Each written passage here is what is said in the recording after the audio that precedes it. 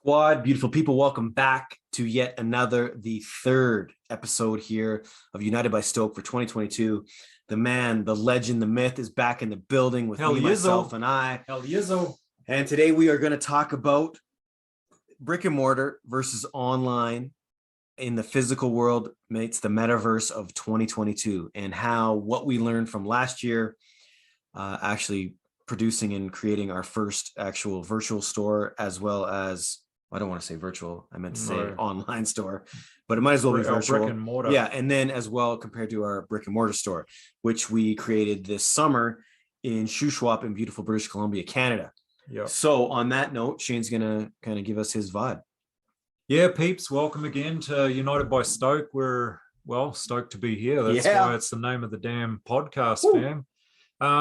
We're just, today we just want to run through a few our thoughts and everything on online to brick and mortar, and finally why we opened a zone in BC, our first store, and going from online transitioning to that, right? Totally. So basically the first year, and again, if you've following us, the first year we started was when shit hit the fan, and we at that time we were in Maui trying to get a bunch of our product into Maui, which we did, and then nobody's allowed to travel, blah blah blah. So Shane and I strictly for 1 year focused only on online. It was online. Everybody was online. It was all about online. Yeah. So let's talk a little bit about online. Yeah. Then to start it off, and then we'll do a comparison. We also were in a CrossFit store in Canmore as well. So when we first started out, and that went really well as well. So back to online. I just wanted to put that totally. Yeah. So online. So you create a website, you put your product which up isn't there. easy. That takes some time. You put your product up there and you hit go, and you're just selling a whole shitload of stuff. That's basically it. And at least that's what every influencer tells you. Exactly. Well, that is the furthest motherfucking shit from the truth. So let's just go, let's just be like an influencer right now.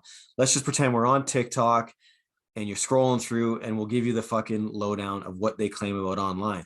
Okay, go be a what do they call it? Airdropper? Or what's that called? Drop ship. Drop ship. You just just pick a t-shirt, drop ship it, and you're a millionaire tomorrow. Well, we're still not quite millionaires 2 years later. So no, fuck you. Yeah, pretty much. But yeah, so you hear all the peaches and cream about the online, and that, you think, holy shit, you push go on your website and you've got the whole world shopping. But you know what, man, it's we knew it, but it's a difficult gig, man. There's a lot behind the scenes, as you get stuck into SEO, and I was just going to bring it up. So and there's all SEO, this kind of stuff. There's type, your text, there's your oh my god, there's demographics, there's areas you got to market to, yada yada yada. Like, you got to understand you're competing with hundreds of thousands of other online stores and other marketers. You've got all the big boys in the game. So yeah, there's a lot to learn. Now, I'm not saying that you shouldn't do it, because you 100% have to do it. Yeah, it's a good thing for sure. It's 100%. Yeah, it is. And you know what? It's just not going to be, and it's something the Raven boys will preach till the day we die. I don't care if you're opening a mechanic shop, a coffee shop, an online store, you're starting a brand. It ain't happening overnight. By some fluke, some people definitely do get 1 million followers overnight or 1 million sales, and that's amazing. 100%. But that is 99% the population. Yeah, that's right. Fast backwards came out, but the online, we're working on it all the time. We're always tweaking our ads, demographics, trying different things. Ad sets. Ad sets for different different markets, different age categories, different sexes, different genders, different roles, everything. And it just takes time, and it's fun, and you get better at it. Yeah, totally. Like you start with not much knowledge in that department. Like we did, we had no idea about any of that stuff, and we're going into year 3 now, and we've learned a lot more. Things are going better online, is popping along there, and we're pretty stoked with that. But it's just a learning game, day in, day out. And you get excited, you get down in the dumpers, because totally. When you hear and you hear the cha-ching and it's great. And then, maybe for a couple hours, you don't hear the cha-ching and you're like, what the hell?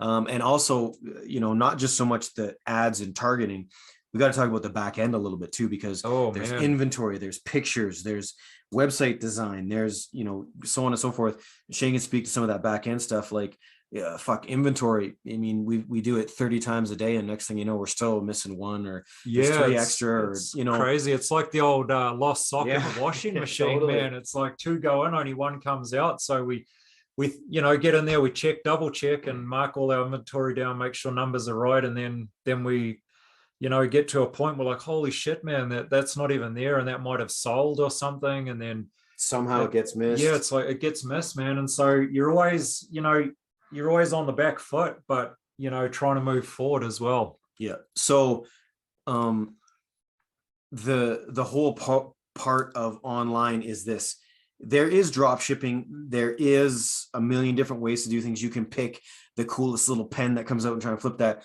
That's not what Shane and I do. We are the Raven Boys, and we are actually creating a brand. So if you want to create something that's going to last the test of time, fuck with us, because we will give you the lowdown. And like we said, we come from, we've been doing businesses, like we haven't worked for other people since we were like 15 years old. So we know a thing or two about that. Yeah. Again, there is other ways to get rich quick. This isn't it. It's just a fact. And a good part about what we do too, and runs, no one wants to handle anything, and so they say the drop shipping world, and this podcast isn't about drop shipping, but it seems to be in that direction a little bit. But what we're trying to say is that world is no one wants to handle anything. They want the easy road out. We get our product in, we test it for months and make sure the design's right, the cuts are right, the fits are right. How do you do that when you never see the product? So that's definitely a big thing. And then, so our online's getting more and more dialed. Sales are going good. We're pretty stoked. We've got a bunch of new stuff coming in. And you need an online presence. You have to. You need to have your branding down. 100%. We need to have all the social media down. And hand in hand with your online store, you need the social media. And again, that's going to grow. And it's fun. It's beautiful. Like we go live on TikTok all the time and push the online store. So it's 110% needed. Yeah. But now let's talk about how beautiful and fun and just as much of a pain in the ass your brick and mortar stores are. Yeah. So let's kick that off. So how that came to be is we had a 19-foot cargo trailer that was used for another business. We converted that into a store the very first year. Like we fitted out the inside with a changing room, we lacquered it up, we got it ready to roll, pimped it right out, and we didn't even use it. Just parked it. We parked it for a whole year after that because we're like, shit, man. Like, we didn't really know. Like, no, the shit hit the fan. No, we couldn't use it. We didn't know what to do with it. So it sat there empty for a whole year, and then last summer, honestly, it was about 4 weeks before the summer hit. Right, we decided to. And there was even in that 4 weeks, there was about 30 different ideas. We were gonna drive to skate parks. Remember, we were gonna park on the side of the road. We were gonna do this, but we did decide, okay, let's use it. But at that point, it didn't have shelf. Like it was just a shell. Yeah. So while we were doing that, we were also hustling actual retail stores too, right? We were trying to get it. So it was all kind of at once. There was no plan. We didn't know what noodle of spaghetti was going to actually stick to the wall, but actually all did in the end. Yeah. So at the same time, we just decided to do a brick and mortar, open our own zone. We were also on a road trip through BC, hustling stores, throwing our vibe out there, seeing who would be interested in taking the product. And funny enough, a bunch of stores decided. We got into a bunch of places, and they're just all super cool people, man. We're so down with their vibe, and so blessed that they see the vision and the vibe of Raven as well. And totally. So let's talk about that. Not to talk, because this podcast isn't about drop shipping and being hands off. But let's now talk about, okay, you're fitting out a store, our own store. We have to get into 8 or however many stores we got into. So now let's talk product. Most people don't even want to touch product. Remember, they've got some dude somewhere else fucking shipping stuff out. Shane and I now had billions and 7 boxes to go through and try and get 8 shirts over here, 22 shirts over there. You know, our own store had to be stocked. It was Oh my God. it was incredible, man. Incredible. Like we ended up getting into a bunch of places out there and we drained the warehouse, man. Like we had online sales coming in. We had enough product in the warehouse for re-ups. So the first few orders of retail went out to them. And then the warehouse was pretty stripped, man. So yeah, it was unreal. So the amount of product you have to go out to fill, 3 or 4 stores, plus then open your own store, plus keep inventory for your online sales it might not sound like a lot, but it's a shitload of product, man. Even when you've got your own store, and this is something Shane and I and we're gonna have to do it again this year, and it's just the way it's gonna be. But your warehouse facility, like you've got 15 people in your store, 3 girls need a size XL, so you run into your facility to try and find those sizes. You've got to ship 2 of them out that night. I mean, it is, for a human to try and manage all that, it is, you can see how mistakes are made, is what I'm trying to say. Yeah but totally. And I see why people don't want to do any of that. Yeah, but then you're not creating a brand. You're not actually creating a community and vibing with people if you're not doing this. So if you want to do something like that, this is what it takes. Yeah That's a stone cold fact. So like and a huge difference I feel, and this is just from my experience, I'm sure Shane will agree with this, would be when you see the guys and the girls coming in and touching product and going, oh, I love that. Nope, that one's not for me. That is the human side of this that you cannot get from online. Even myself as an online shopper, don't get me twisted, going online it's very easy to do that transaction, right? But you don't know the feel. You don't know how good it fits. Should I get a medium or should I get a large? Should I get a small? Should I get an XL? Is this pant baggy, tight? You know what I mean? And that's something that you're only going to get being in a physical brick and mortar store. Which is, again, if you're building a brand and you're building a community, those people, you want them there, right? 100%. And just going back a bit on what Moss just said there. So going from online to filling retail as a wholesaler, now moving into the brick and mortar of our own. So Moss just touched there briefly on that, but that is one huge thing. There were items that we had, products that we had online that were dope. That didn't sell well online, but we got them in the Beach Shack and they fucking went that day, because people could grab them, touch them, feel them, see what they like, feel the cut, feel the fit, which they couldn't see online. But once they were physically there for people to grab, they were gone. And so let's give an example of that, because that comes right to my head. I'm glad you touched on that. So our female, we call them the booty shorts. They were these amazing shorts we got made. Obviously the picture didn't do them justice. Obviously. Because when they got into the Shack, man, we had 15-year-old girls buying them, and remember we had a couple 80-year-old ladies. 80, that's buying right. Them. They were gone. They were our hottest sellers. We couldn't even believe it. We even, at the start of it, they sold so not well, I guess you'd say. I don't know if that's a word. That we weren't even going to bring them. Remember that? That's right. We just decided, fuck it, last minute, let's just bring them just in case we don't have enough wall space filled up. And they were probably, they actually were our bestseller by far. Well, that and the bras, but for sure they ended up being our bestseller. Oh man, it was crazy, Crazy. Yeah. So, you just can't get the justice from the picture. You just can't. So that's what we wanted to touch base on, and why we decided to set up. And the other thing is where we decided to set up. We didn't even have a place, and we're out there in the shoe and Scotch the 11th Creek. hour. 11th hour, like where we're going to put even the shack to set it up. Yeah, we didn't even have a spot. We came across a dude on a lot and we hit him up and he's like, yeah, man, put that shit in here. We set up in a place, I'm telling you, we're not going to go into details, but everyone just kept hitting us, man. And they were just like, what the fuck are you doing setting up there? Now. Yeah. You guys are fucking nuts. And we're just like, you know what, man? We trusted. We go back to our other podcast. We trusted the process. We trusted the Raven gods, or whatever you want to call it. And I'm going to tell you one other thing, man. When we set that thing up, we filled that it's the cargo trailer, which we named the Beach Shack. So that's a reference to that. We filled that shit up with product, man. And were so dedicated to that time, that summer, that we were happy to sit there all summer and give people the shuckers, man, driving past, and maybe give out a couple of stickers. We didn't give a shit if we didn't sell any product. Yeah, we had zero expectations. Remember that conversation? Yeah. We're like, man, if we can sit here and people can see the beach shack with the Raven sign on it, we give out some stickers and we just shucker people, man, Yep. and we get some raise all summer, we'd be happy with that. Well, you know what, man? That summer was off the hook, and it blew us both away. By the end of the summer, we ran through what we put through that trailer, the numbers, the product. Brick and mortar works, man, and it just proved to us that what we're doing in this brand is fucking 100% working, and totally, you know, just off the hook. And you know, again, being humbling yourself, because Shane and I wanted to do that, but we really thought online was it.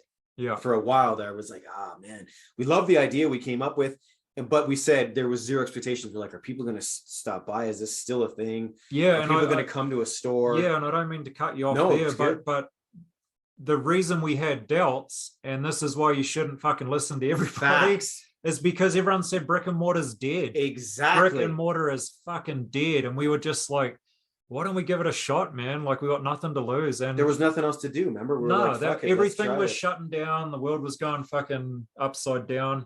And we just thought, man, open an outdoor store. Yeah, open an outdoor store. And at the end of the summer, if nothing went down, at least we're tanned as shit. Yeah, which happened too, which was awesome. It was. But man, we met some of the gnarliest people. We touch on that. Yeah, we still keep in touch with them all. They are like family. And there's the difference between going back to drop shipping. Yeah. You're not creating a community. You're not bettering people. They're not bettering you.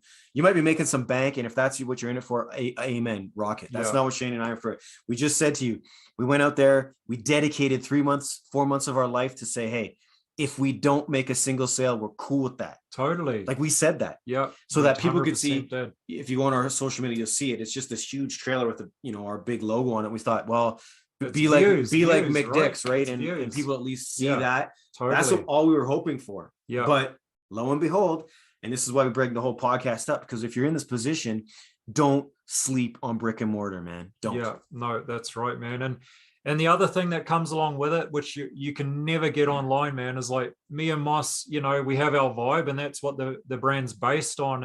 And you don't get that online. The people don't see, the founders and the people that are behind the brand. So out there, we got to interact with so many people, man, and they picked spike ball with them. Yeah, spike ball, had a few brews while they're shopping, kicking around. And we wanted that kind of environment that's kind of unique. It's like, hey, you want to brew while you're having a look around, play some spike ball, kick back in the hammocks, listen to some music, man.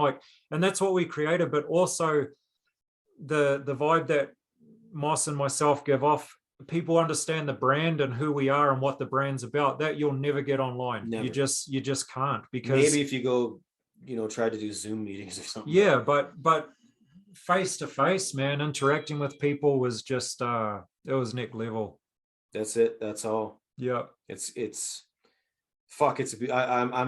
kind of speechless right now because I'm excited to get back to it. Oh, we are so fucking excited for this summer, peeps. Totally. And that's the thing, man. Get it twisted. Don't get it twisted, people. There is going to be Web 3.0. There's going to be the metaverse, but do not ever sleep on human connection. Yeah. And that's where we're going to go. 100%, man. It's all about keeping human interaction and keeping that vibe going, because we love it. And if you don't, that's understandable. But I'm saying that's where this brand is, and we love people. And thank all you people for stopping by that summer. And man, so blessed to have you guys. And we're already getting hit up by the crew out there saying, can't wait to see you next summer. So we're going to expand the gym area. Yeah. We're expanding into some other shit. Yeah, it's going to be epic. And we just want to.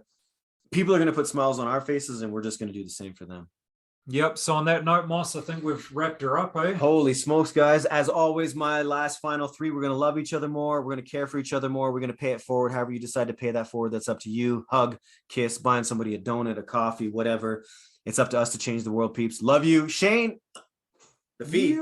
Fam, as you know, if you stop by the United by Stoke podcast, there's a fee to pay, and that fee is, if you got some inspiration, some motivation, just like kicking back with us here at the podcast, hanging out, getting some info on some things, would appreciate if you shared it with your crew, fam, squad, based on value exchange here. If you got the value out of it, share it. If you didn't, we're totally okay with that. You don't have to share it. That's totally fine. Yeah, man, I think that's us. That's it. We'll see you next week. We like we said, we're up in the game on this so we can bring you guys value. Peace, and we out.